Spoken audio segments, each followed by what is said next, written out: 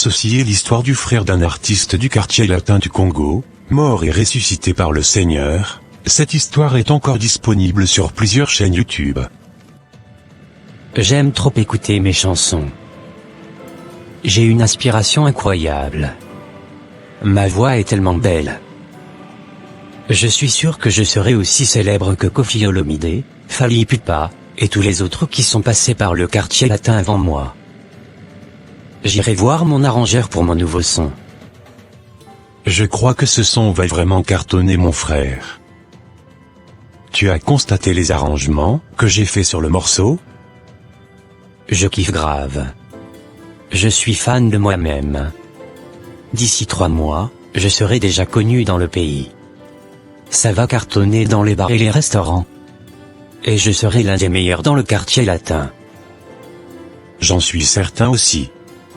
Mais ce sera difficile de te démarquer, parce qu'il y a beaucoup de compétition entre vous. Ne m'en parle pas, c'est mon seul souci. Mais je ferai tout pour me démarquer et sortir ma tête de l'eau. Je n'arrive pas à y croire. Avec toute la belle musique que j'ai composée. C'est à peine si ma musique est jouée. Pourtant mes chansons sont aussi belles que ceux des autres artistes du groupe. Mais pourquoi ça ne marche pas? J'ai même beaucoup investi dedans. C'est hors de question que je demeure dans l'ombre, tout le monde doit voir mon talent aussi. Je dois être connu aussi. J'ai quand même une très belle voix. Il faudrait que j'aille me renseigner auprès d'un aîné dans le groupe. Je pense qu'il y a des secrets que je dois savoir. Bonsoir cher aîné. Je vous remercie d'avoir accepté de me rencontrer. Je t'en prie mon petit. Puisque tu es dans le quartier latin, j'ai l'obligation de t'aider, en cas de besoin. Merci.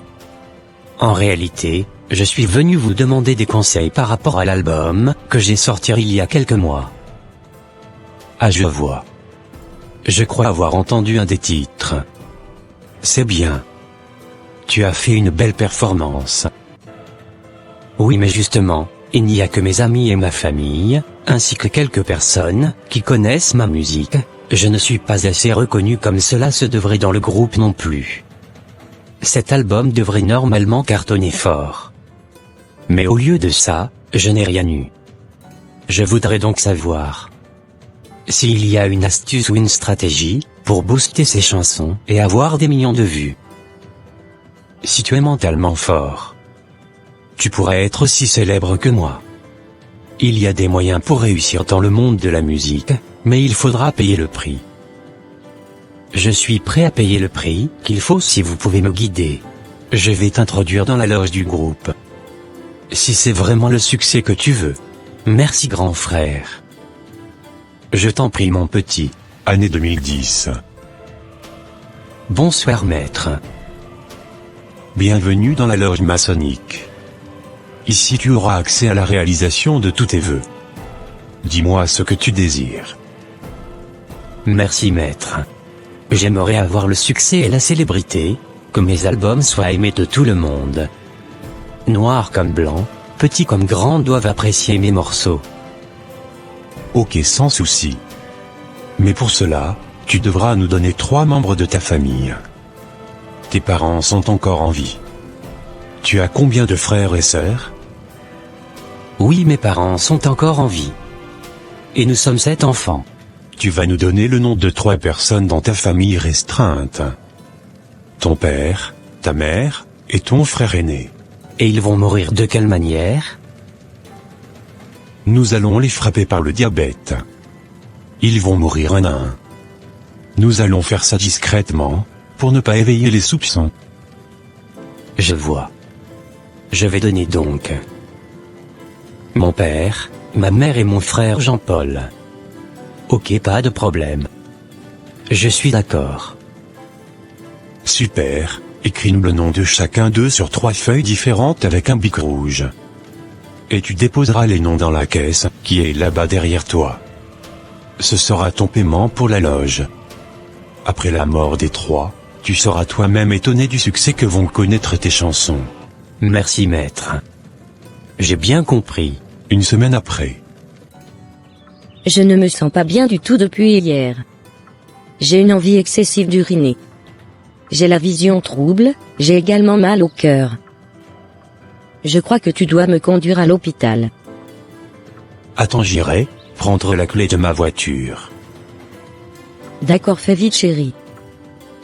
Après les analyses, nous avons diagnostiqué un taux élevé de sucre dans votre sang. Vous souffrez du diabète, à un stade déjà très avancé. Pourquoi vous avez attendu aussi longtemps avant de venir à l'hôpital, madame? Comment ça? Il y a 2 jours, j'étais encore en pleine forme. Et puis jamais personne n'a souffert de diabète dans ma famille. Donc tous ces symptômes sont venus subitement? C'est un peu bizarre. Je vais vous prescrire un traitement, que vous devriez commencer à suivre dès aujourd'hui même.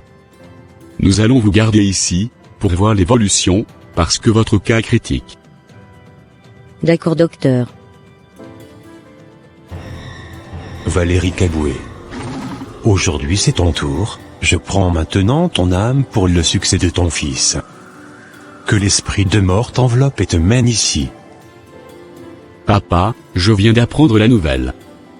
Comment se fait-il que du jour au lendemain, maman tombe gravement malade du diabète comme ça? Moi-même je n'y comprends rien mon fils. Est-ce que tu vas mieux, maman? Non mon fils. Mon état ne fait que s'aggraver d'heure en heure. Je trouve ça vraiment bizarre. Personne n'a jamais eu cette maladie dans notre famille. Oui mais, c'est des choses qui arrivent parfois. C'est peut-être normal, maman. Non, moi je crois que c'est spirituel. Je suis désolé monsieur, mais votre femme est morte, son état s'est dégradé à une grande vitesse. Oh non. Pourquoi elle?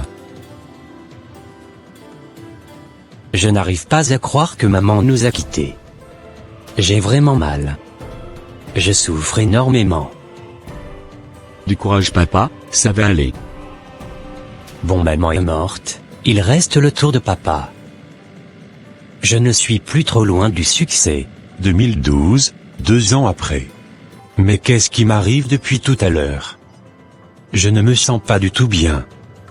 Je ressens les mêmes symptômes que ceux que ma défunte épouse avait eus avant ces maladies. J'espère que ce ne sera pas le même diagnostic. J'irai à l'hôpital en même temps. Alors, qu'est-ce que j'ai, docteur? Vous souffrez du diabète monsieur. Votre état est grave. Le taux de sucre dans votre sang est trop élevé. Nous allons vous garder ici en observation. Ok, c'est compris. Comment se fait-il que toi aussi, tu souffres de la même maladie qu'actuellement? C'est un peu bizarre. Je dépenserai tout ce qu'il faut pour que tu sois sauvé, papa. Richard Kebanza, c'est ton tour. J'appelle ton âme pour le succès de ton fils. Que les esprits du mort aillent te récupérer et t'amènent ici. J'ai un peu peur, je ne veux pas que papa aussi meure de cette maladie bizarre.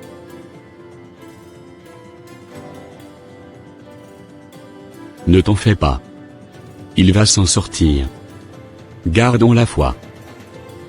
Oui. J'espère aussi qu'il va s'en sortir. Je suis désolé de vous apprendre cette nouvelle, mais votre père vient de nous quitter. Mais que se passe-t-il au juste? Jean-Paul était un chrétien totalement charnel, qui ne priait pas du tout. Je suis vraiment choqué de la mort de papa. Une mort si soudaine. Maintenant nous sommes devenus totalement des orphelins. Je ne comprends plus ce qui se passe dans la famille, d'où vient cette diabète soudain. Je commence à avoir peur pour ma vie. Ne t'en fais pas, grand frère. N'aie pas peur. Mon père aussi est déjà mort. Il reste mon frère, et c'est fini. Oui, mais on doit faire ça discrètement, donc on doit attendre l'année prochaine, pour pouvoir tuer ton frère. La patience vaut de l'or. J'ai hâte donc d'être à l'année prochaine.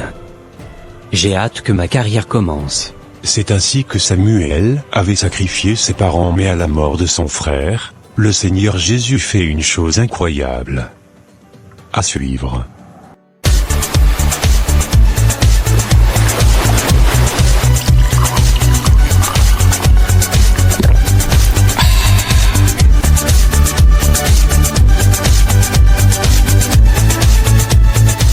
Les artistes du quartier latin.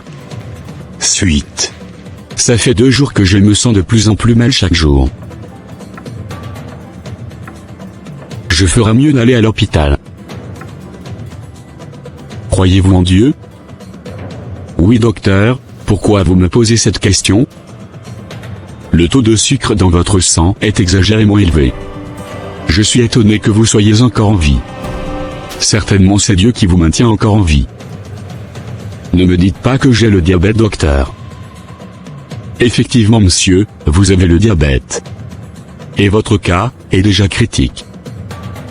C'est cette maladie qui a tué mes parents, en l'espace de 2 ans, et me voilà aussi atteint. J'ai vraiment peur. Ne vous en faites pas monsieur. Nous allons vous soigner efficacement. Mais je vous avoue que vous aurez besoin de dépenser énormément d'argent pour le traitement que je vais vous prescrire. Je suis prêt à vendre tout ce que j'ai, si c'est pour retrouver ma santé. J'ai vraiment peur. Comment se fait-il que toi aussi tu sois atteint de cette même maladie? Je ne comprends pas ce qui se passe dans cette famille. Me voilà maintenant forcé de rester à la maison, alors que j'ai des tonnes de dossiers à régler au boulot. Va à la pharmacie, m'acheter tout ce que le docteur a prescrit. D'accord chérie. Jean-Paul avait donc commencé à vendre tous ses biens pour se soigner. As-tu récupéré l'argent de vente du minibus?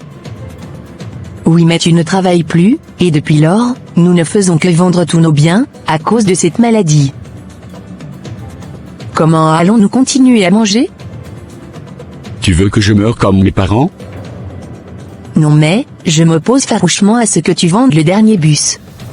C'est notre dernière source de revenus. Tu as raison. Mais j'ai vraiment peur de mourir. Je dois dépenser tout ce que j'ai. Madame, je suis désolé de vous annoncer cette nouvelle. Votre mari vient de décéder. Super, Jean-Paul est décédé. Ma condition est accomplie, ma carrière va enfin commencer. Je ne comprends plus ce qui se passe dans cette famille. Mon cœur est brisé. Je crois qu'il y a quelque chose qui ne va pas dans votre famille. Tu as raison, belle-sœur. Mais que se passe-t-il? Je vois mon corps là-bas, et je me vois encore ici. Pourquoi les membres de ma famille pleurent? Je les appelle mais on dirait que personne ne m'entend. Mais c'est où cet endroit? Qui êtes-vous? Jean-Paul, le Seigneur t'a laissé mourir pour te montrer des choses, afin que tu retournes sur la terre, avertis ceux qui vivent encore. Suis-moi. D'accord. J'ai vraiment peur de continuer. Je sens une très mauvaise odeur, et des cris atroces. Il y a une stade dans les alentours? D'où viennent tous ces cris que j'entends? L'odeur que tu sens, c'est l'odeur de la chair humaine grillée. C'est ce lieu qui s'appelle le séjour des morts.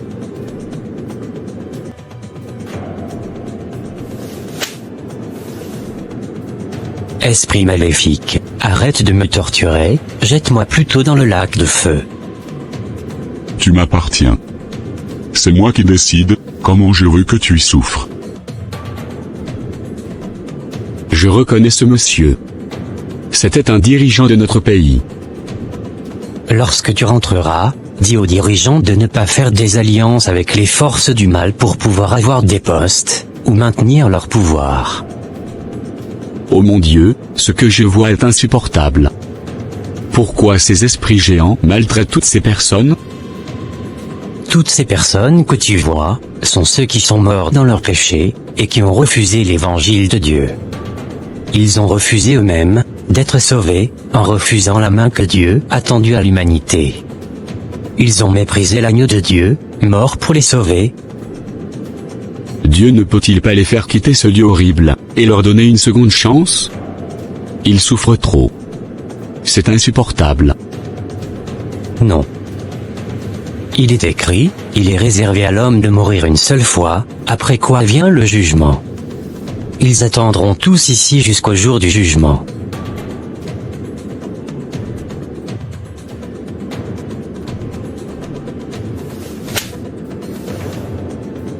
Je n'en peux plus de souffrir depuis toutes ces années. Laissez-moi une minute de répit, je vous en prie. Que fait Mélissa ici? Elle est ici à cause de moi. Je me souviens qu'elle était tombée enceinte de moi dans notre jeunesse, et elle a voulu avorter, mais elle est morte pendant l'avortement. Je n'aurais jamais pu imaginer que depuis toutes ces années, elle était ici en souffrance permanente.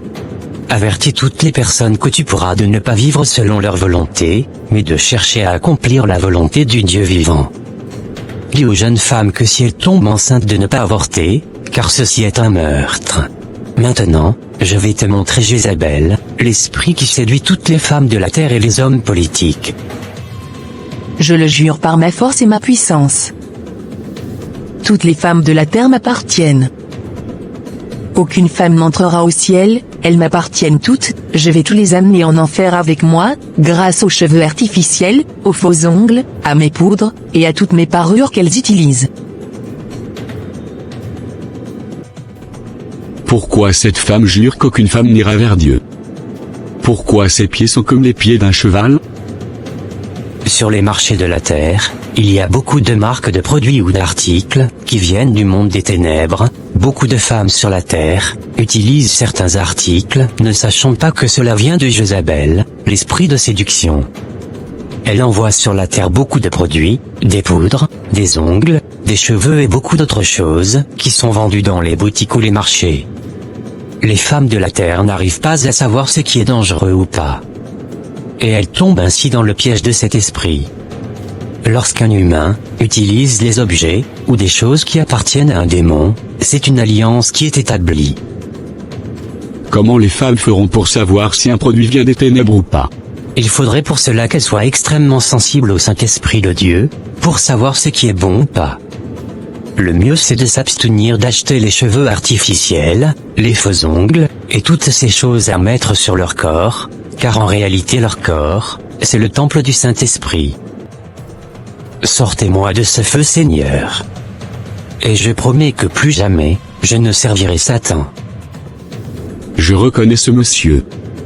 C'était un très grand pasteur, il était vraiment utilisé par Dieu.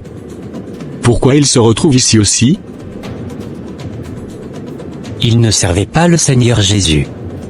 C'était un agent de Satan qui utilisait des pouvoirs maléfiques pour faire croire à de fausses délivrances.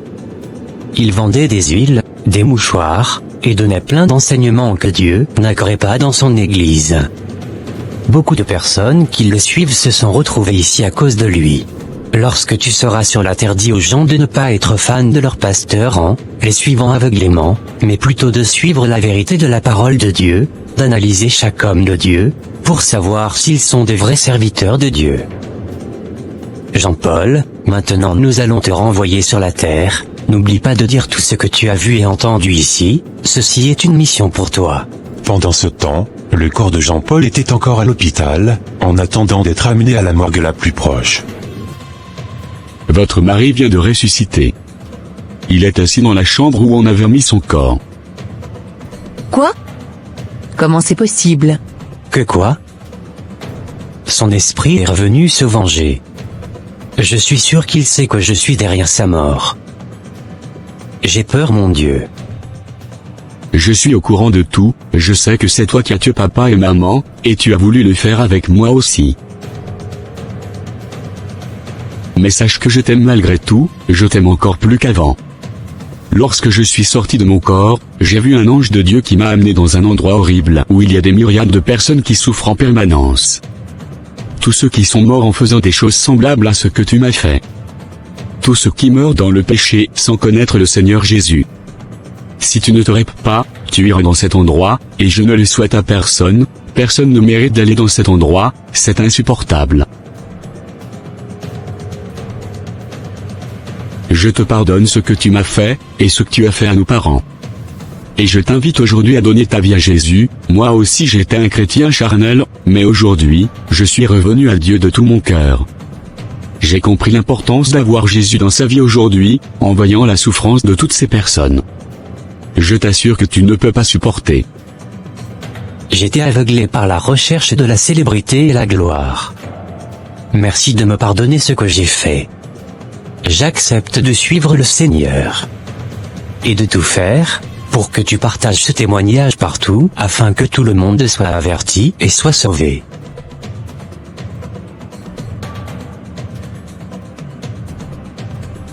Je t'aime mon frère. Je te demande encore pardon. Je regrette tellement. J'avoue que je ne sais pas exactement ce que ces démons appellent cheveux artificiels. Que Dieu donne à chaque femme plus de discernement et de connaissance. Merci d'avoir regardé. Que Dieu vous bénisse. Amen.